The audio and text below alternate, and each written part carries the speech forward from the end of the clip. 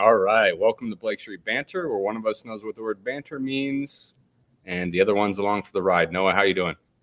Hello, James. Good to see you on our hat episode. And so I want to tell the listeners, if the listeners are listening or watching along, you have to have a hat on. That's the rule today. Got to have a hat. And then send a picture. Tweet a picture at us. Yeah, that's a great looking hat. And you got to keep the sun out, protect yourself. Yeah, there wasn't a whole lot of sun today in Denver, both literally and figuratively with the 9-1 loss, but it was a cloudy day.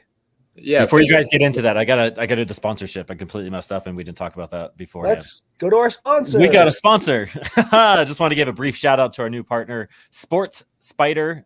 Guys, if you're tired of searching multiple websites for sports news, sportspider.com has you covered.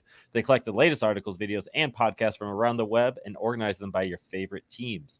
You want to stay as updated as possible on our Colorado Rockies? Hit the link in the description to check it out. Sportspider.com, spider spelled with a Y. Beautiful. Absolutely flawless. Thank you, Aaron. Without further ado, Noah, how are you doing?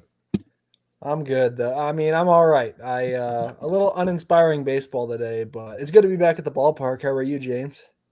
Not too bad. I went to a minor league baseball game today with the family, so that's always a good time. But as you said, tired and uninspired from the big league club. I think that sums it up pretty well. So 3-4 from the last week. Offense and defense just looking pedestrian from what I hear. What hot takes do you have from the top?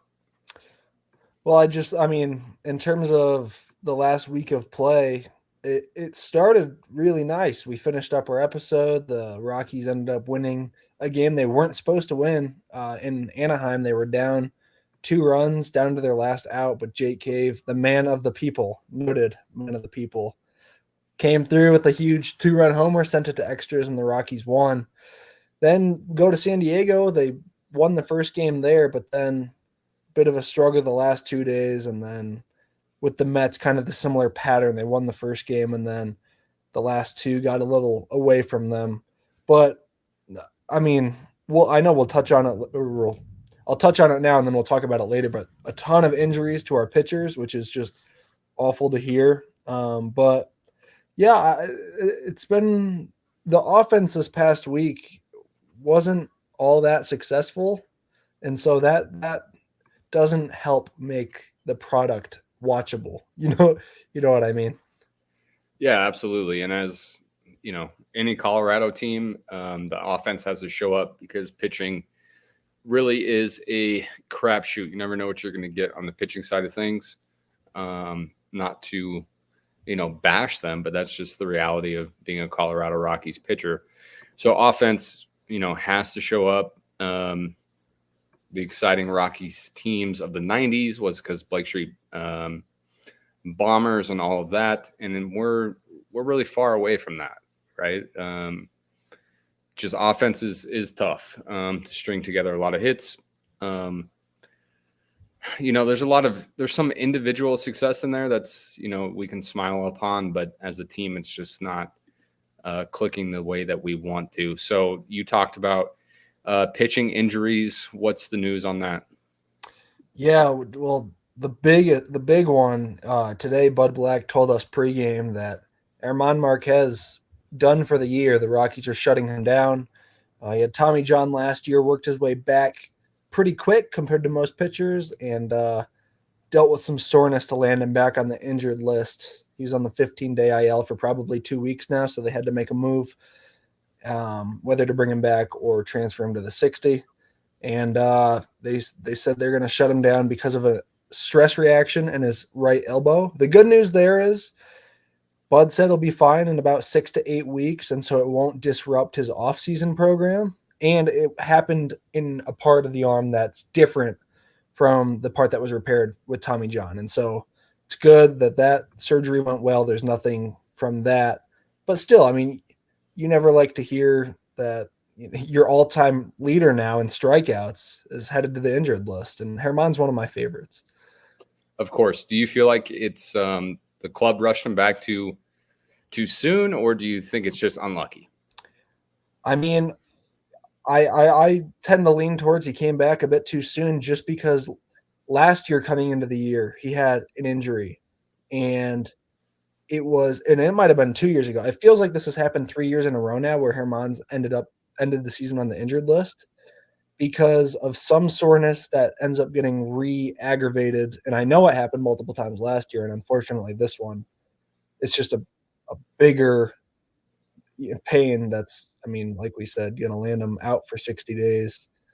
And other than on top of that, I mean, Ryan Feltner, last night's starter, only pitched 1 inning, then exited the game, and we find out that he's probable to go on the injured list. I guess they're still waiting to decide. But something with his outside shoulder slash the lat, they've been really broad with the term there. And gosh, the night before, Kyle Freeland exited with a blister on his what we learned today was his middle finger, even though it was originally reported as his index. Middle finger, they put some zinc in it to help with the healing, but gosh, the arms are getting beat up. I mean, that's pitching. I mean, that's the way it goes. And the old saying is you can never have enough pitching. And this is the reason why, right? Through a 162 game season, it just wears down.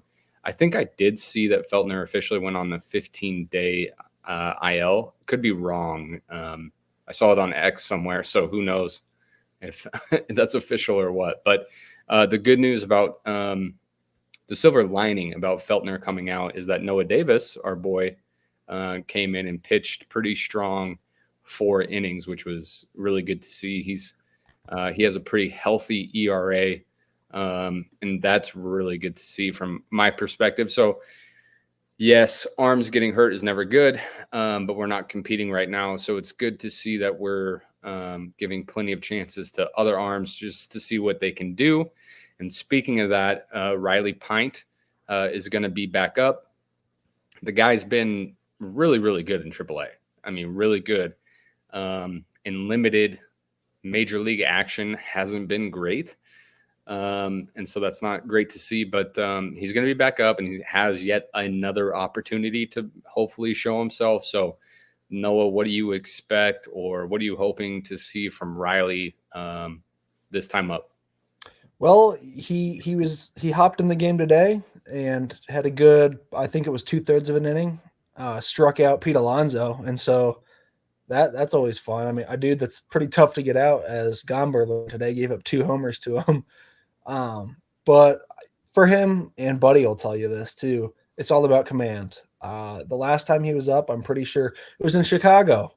He fired, I think, 2 wild pitches that led a guy that started the inning on first to score, and that just can't happen. And that's a lot of that is just nerves. And I know Aaron's got the numbers on his AAA success, but we hope that he can replicate or produce a shadow of what he's been able to do at AAA. But yeah, I'm excited because, like you said, in a season where it's not looking like it's going anywhere in terms of competitive success, you've got to be able to set yourself up for the future and understand what you have in your young guns. Yeah, and with Riley, it's always been a command thing and a nerve thing and a head thing, and it's just obviously he's bounced in and out of baseball and through the levels with that, and so we really want him to succeed because he's definitely like a Tyler Matzik type success story. So hopefully, with this new opportunity, he can start showing some flashes and stay around for a while. Yeah, I didn't. Aaron, do you have the numbers on Pint? Little scouting report for the people that aren't familiar. Yeah. I was hoping James would toss it to me, but yes, I apologize. I was working on that. I swear. Yeah. Hey, you're here, so none of us are complaining. One time, and before I get to Riley Pine, he is brought to you by Daily Controls LLC. Are you ready to transform your industrial processes into seamless symphonies of efficiency and precision? Look no further than Daily Controls LLC. He can fix your buttons. Your button won't button. Your light won't light. He's got you. Trust Daily Controls to get your equipment running smoothly. For more information, go to www.dailycontrolsllc.com or email info@dailycontrolsllc.com. Daily spelled DALY. Yeah, Riley Pint is a dog. And like you said, James, like it's the control. It's the wild pitches. It's the hit by batters. It's all the crazy whip with the torque that goes along with it, right? When I was doing my quick research on the AAA stuff for him, I was quite surprised by how fast he does not throw the fastball. When you think Riley Pint, how fast, like before I just said what I said and ruined the setup here, how fast would you imagine Riley Pint through his fastball? Like, what do you like sit at normally? Well, I know he threw 101 in high school. Yeah, anything north of 96 is fair game. Right, you would think so, right? Dude Man was sitting around 95, 96 at AAA level, more around 94, 95. So the big whip, the high school stuff has gone away. That also might be where the control is coming into play a little bit more, like not trying to get that high up there. But I found the StatCast thing. I'm going to just show the people our rundown if I can actually present this real quick. His slider is the only pitch he throws. Like it's like 80% slider, and then it's whatever the rest, 20% fastball. But according to the StatCast here, this is his slider use throughout the AAA year, right? James, can you see it? Yes. Okay, the slider's the yellow, and the fastball is the red. Okay, what do you notice about the yellow here? That's trending upwards. It's right. And so what that means is it's getting faster, right? Thank you. Yeah. Yeah, it's pretty cool, right? So as the season's gone on, he's been able to add a little bit more bite, a little bit more velocity to that slider, which is sitting around like 80, 90 miles an hour, give or take a few, right? The cool thing about that slider, it has a 26% whiff rate, has 166% more average horizontal break than your normal major league pitch. So he's getting more from his slider, which is great, right? And that's what makes him so nasty. But he's finding a way to control it a little bit. I mean, Noah, you were there today. You probably saw that one that went behind the batter or just like went over the head, or it was a little wild. It was a little crazy. But he's able to hone that in. He has not hit a batter in about 12 games at the AAA level, which is pretty good. And in those 12 innings that he's pitched since his last call up, he has 17 strikeouts, has only allowed 7 hits. The walks are still an issue, 10 walks, but the slugging, like in the PCL, we all talk about slugging in the PCL, is sitting at a 1.150. So like he's allowing people on, but he's striking them out and he's limiting the damage. So if he can bring that into that major league level and like hone in and just settle in and just trust his stuff, I think he's going to be all right. Yeah, I totally agree. I mean, it's 3.5 ERA all season long in Albuquerque of all places. Like, it tells you he can definitely be successful at altitude. It's just the control thing. So also want to add, I forgot to add it. I mean, if you follow us on Twitter, which you probably do if you're listening, he got his very first career save on the 6th. I think he got it on Tuesday night before his call up. Think of Riley Pint and think about how long he's been in the system and how crazy it is to think that was his first career professional save ever. That just blew my mind. Like, there's no way that's right. I double checked, triple checked. I think it was Mike on the stat there. Just insane. Yeah, it's crazy. That's hard to fathom, but it's exactly what the Rockies need. I mean, all of a sudden their bullpen with Lambert, Noah Davis, and Molina, they have 3 long relievers. How many bullpens in Major League Baseball have 3 guys that are designed for, kind of emergencies, or I don't want to say blowouts, but those guys normally come in when the starter doesn't go deep, and that's normally not a good thing. So getting Pint to work on the back end will be a big help, and I think he at least is going to slot into those 6th, 7th innings. And Kinley's been on quite a tear recently, so he's back to being that setup guy. And all of a sudden, Victor Vodnik has emerged as the 9th inning guy. I know the ball game last night, he gave up 3 runs in the 9th, but but the game before that, he was lights out. So exactly. Yeah, Vodnik's exciting. And I'm sorry if I say his name wrong. Chevelli. It's okay. Shavigi. Don't say it like Goodman, CVG. Like, I don't know why he says it that way.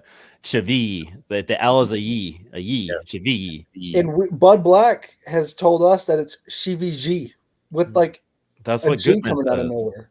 I don't know where that's coming from. Maybe I'll do some research real quick.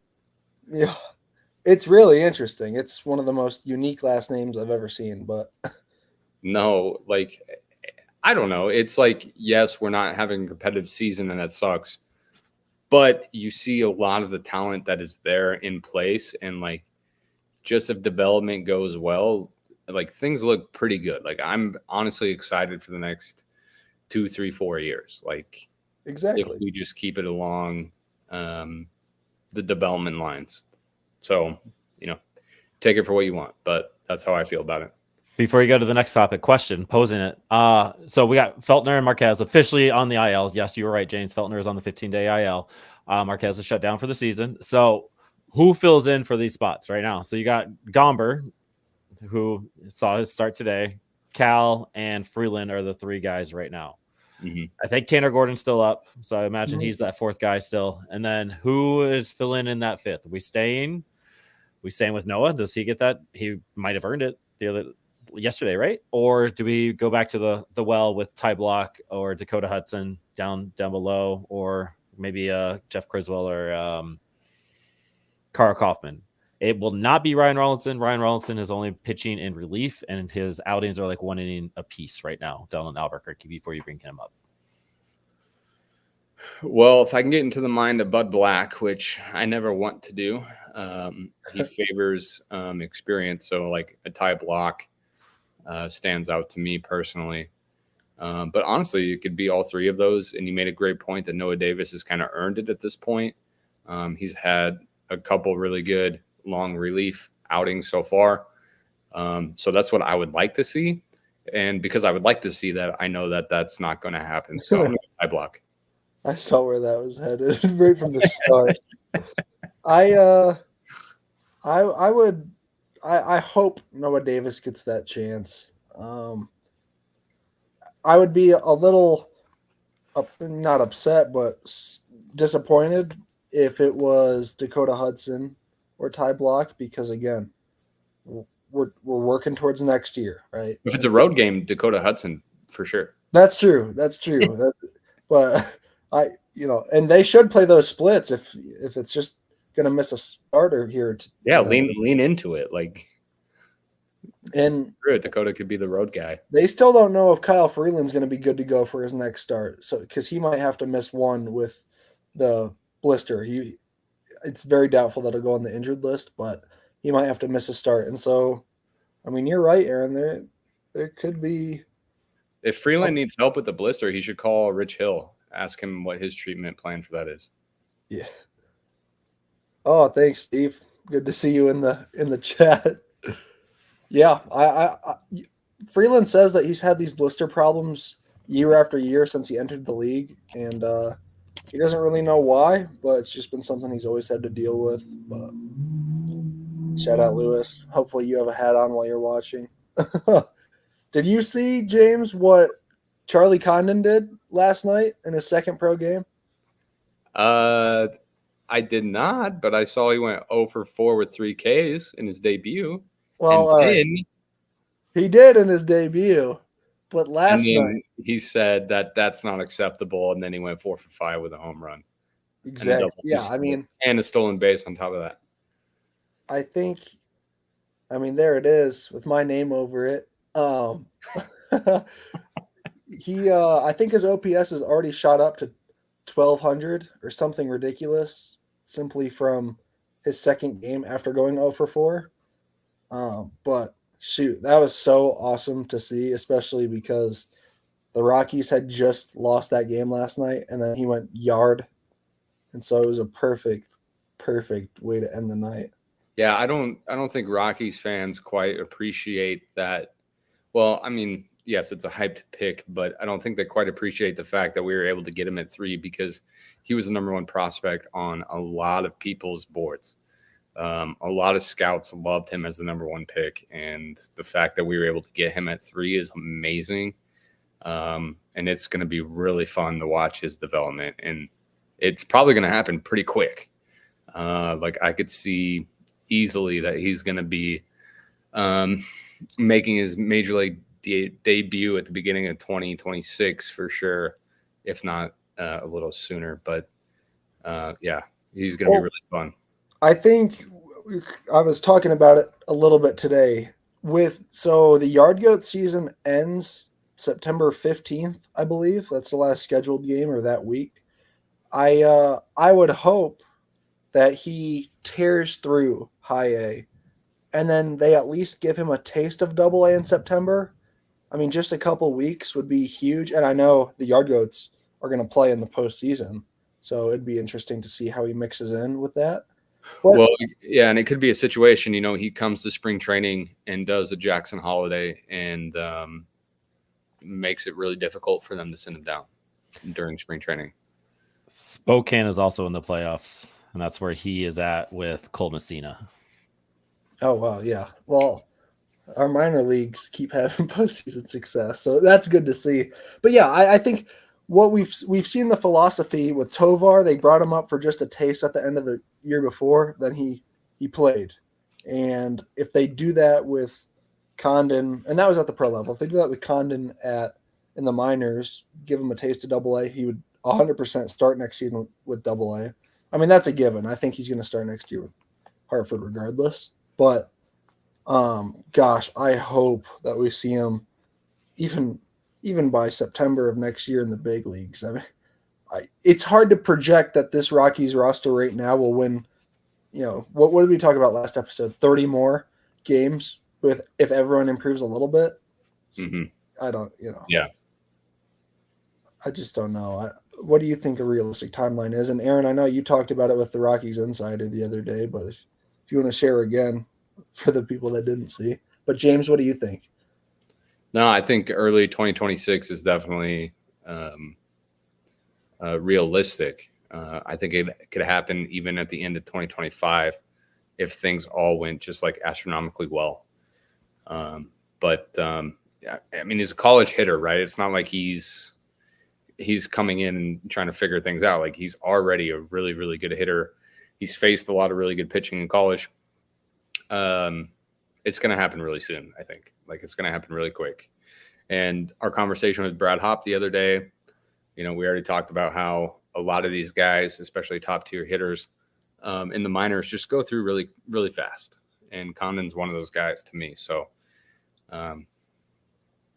anyway, just hope they don't like rush him and they just let him develop the way he's supposed to, and things go well. So, yeah, with Patrick Lyons of the Rockies Insider, I was talking about Condon doing the Jordan Beck route, right? Like, he obviously you're here, you're drafted, you're gonna go play in the professional minors for a little bit, and then we're gonna rush you the next season. You're gonna go Spokane to AA to AAA, and then you're gonna fight for that spot come spring training. And so if that's the timeline, you're looking at 2026. Condon's in the spring training trying to fight for a spot. The big thing with Condon, how it's big different than Beck, is he doesn't really have a set playing spot right now. Like, he's played left field, he's played outfield in the few games he's played in Spokane. Outfield stacked, right? You got Nolan Jones, Brenton Doyle, and then Jordan Beck in right. Like, if that's how it's going to shake out. So where does Condon play in 25, 26? First base, third base. Obviously, those are kind of locked up. For first base, could be a little battle there, but I don't know if Condon's played there very often. Was having this discussion earlier. This is another little question for you two. Did they rush Montero to the big leagues? Because Dude Man was player of the month for July. He basically hit 400. His on base percentage was 500. Like, it was very Barry Bonds-esque numbers. And then there was conversation they rushed him, which I found interesting because I don't believe it, but then I still don't believe it. But, like, I don't know. What are your kind of thoughts on Eulerys Montero? Well, my immediate thoughts are no, they didn't rush him because he was really, really successful at AAA before he came up. And they were very, very patient with him as he struggled through Major League Baseball. So, he had ample opportunity to show himself and grow within his struggles, and he just never did that. So I'm not buying into that. Yeah, I would also agree. Montero also he got so many at bats at the big league level too. I know, sure, they weren't consistent at times, but it was a very different showing than he produced in AAA. And look, that happens to a lot of guys. They end up getting dubbed quad A players because they're really good at AAA, but can't quite fit in at the big league level. And I think that's exactly what happened with Montero. I think he's 25, so shoot, keep on hitting and see what happens with his value. And if injuries ever happen, Montero's a good guy to be waiting in the wings. But another question that I had for you guys, and Aaron bringing up Jordan Beck reminded me of it. If Yanquiel Fernandez gets called up this year, I mean, Nolan Jones would be back, Jordan Beck would be back, and all of a sudden you have 4 outfielders vying for 3 spots. How do you guys think? What would be the best plan of attack there? Sliding Yanquiel Fernandez in at DH sometimes, because I don't know, because Chris Bryant has to be in the lineup too. So. No, I mean, I think that's the way to play it. I mean, you have a lot of different opportunities to sit guys on the back end of series, right? 2 starts and a sit. There's a lot of, especially with the DH spot now, like you have so much more flexibility as a manager. So you can really, truly just ride the hot hand. And as soon as somebody gets cold, like, I'm sorry, but, you haven't been producing. So now you're the pitch hitter. And until you start, being more consistent, then you can flip and flop those guys and literally just ride the hot hand, in my opinion. Agree. Yeah, you just gotta just mix and rotate, shift it around. 2 games here, 1 game there. Everybody gets 2 games in a row and just kind of play a little platoon there. Yeah, there's plenty of games. Like it's you're playing almost every day. There's plenty of times to give guys a day off and just go with the hot hands and go into the DH spot when you need to. Right. Guess that, Rocky. So I listened to Noah. I picked a player that should be in his Rocky Hood timeline here. Oh, I'm definitely winning. You are 0-2. 0-3. No, you're 2-0. You're 2-0. You're 3-0. You beat Rockies insider Patrick Lyons. Yes, I'm 3-0. This guy. But so you're not on a team. I didn't know you guys were competing. I thought it was you 2 versus me. So you are that selfish. How would we compete with you? Because you're the one giving us the answers. Exactly. Can I stump the experts? Okay. This whole time I've been pinned against James in my head. Oh, see, this is where, okay, so you guys are a team and everything you do. Oh, I love my teammate. He's the best. Yeah, okay. That's not what you said before he was on air, but no. That's where my thing went. All right. So everybody knows the rules except for the new people listening. You have exactly 60 seconds to guess the player that I am reading fun facts off about. You get it in that 60 seconds, you win. You are 3-0. Last week was Jeremy Burnett's. So nice little throwback there. But this is in Noah's wheelhouse, so we should be able to get this. Are you fellas ready? Let's go. 3, 2, 1. This player was drafted twice. Once in 1989 in the 43rd round by the Milwaukee Brewers. The other time was in the 2nd round in 1992. He went to college at California State University, Long Beach. He played for 1, 2, 3, 4 different major league teams. He had 3 seasons with 40 home runs total. He played for the Colorado Rockies for 4 seasons in his late end of his career. 1 season, he had 13 home runs. He played for the Oakland Athletics, the New York Yankees, the Colorado Rockies, and the Cleveland Indians at the time. Jason Giambi, 11 seconds left. I confidently would have been my guess. So why didn't you say it then? No, you're lying. Why didn't you say it then? I had to hear the last team. No, you didn't. I did. You could have just said it. No. again, James is back is big, heavy, hurting because he's just carrying the load. Noah has no more excuses. I need to see when he was last a Rocky. It was in 2012. Okay. I was going to say 2013. Yeah, 2012. Okay, so I was 8 or 9. He had some amazing. His age 41 season. He had some amazing late inning home runs for us. It was so fun. Like whenever you saw Jason Giambi in the on deck circle, you're like, it's about to go down, and you were just super stoked about what was about to happen. Yeah. And You knew he was either going yak sauce or getting a walk or something. Like he was a gamer. And even right after he ended the Rockies, I think it was 2013, 2014, they were talking about him as being the manager. Yeah, that was the big talk of the town. That would have been sick. Could you Instead imagine of Walt Weiss? Yes. Yes. Yeah. And then Giambi ended up being a bench player for Cleveland, I believe, for 2 seasons. Season or two. And even then, it was still like people were talking about him being the manager. Mm-hmm. So still surprised that hasn't happened. But anyway. Yeah. All right. End it, fellas. Predictions. You got the Rockies play the Atlanta Braves, who are faltering right now for the next 3 days, Friday, Saturday, Sunday. And then they head quickly down to Arizona where they play the Diamondbacks, who are kind of hot right now. And Corbin Carroll is kind of back. So recap, make your predictions for that, and let's get out of here. 2-4. That's what I was going to say, but I'll go 3-3 so we can be different. Hot take.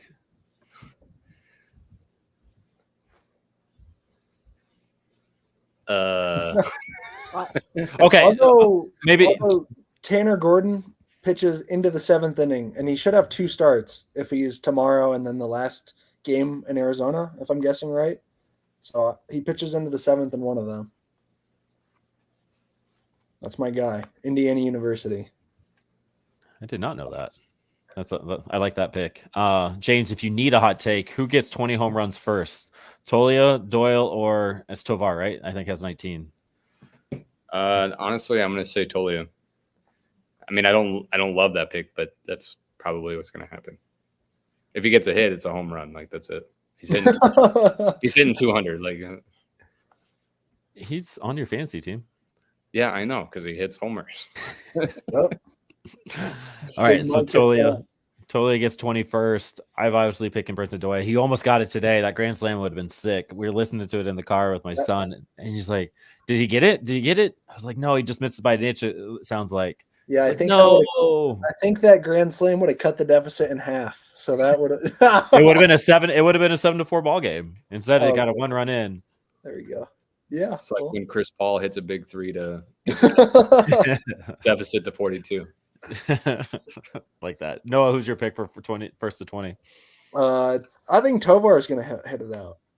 Yeah, I mean that's happening. I love it. Oh, they're doing a Tovar themed giveaway, and I know we're going to do one soon with that freaking sweet card that Grant gave us. Oh yeah, huge shout out to Grant Hankins, G Hankins 25 HANKINS 25 on the Twitter. Go follow him for cards and everything. He's donated a lot of sick cards, a lot of Tolia cards. A lot of Tovar cards. There's a graded Tovar card being given away soon. There's a sweet Tolia autograph card. There's some things here. And then I can package in some cards there too. So go follow G Hankins, follow us, keep listening, keep retweeting, just keep engaging. We love the interactions. It helps us grow. It's just also way more fun instead of just tweeting to the void. So keep chatting out. Oh yeah, I think we've been growing quickly. I think we're almost at 2,500, and we hit 2,000 on X. We hit 1,000 on Instagram since we last recorded. Yep, 1,050 right now. We're going to the moon. To the moon, James. That's what the M on your hat stands for. The moon. Yeah. Yeah, right. We're loving the game, and that's it. That's exactly what it is. Yeah, go listen to the Brad Hopp interview. Go listen to the Brody Brecht interview. And we got a big one coming Monday. Huge one coming Monday. I got to reach out to the fella to make sure he can still come on. But if that one plans out. Bigger than Brody Brecht? It gets bigger somehow, some way. And pretty excited about it. So hopefully that works out. So James, do your thing. We love you all. Thanks for following us. All right, go Rocks. Woo! Thank you for watching and listening. Please check out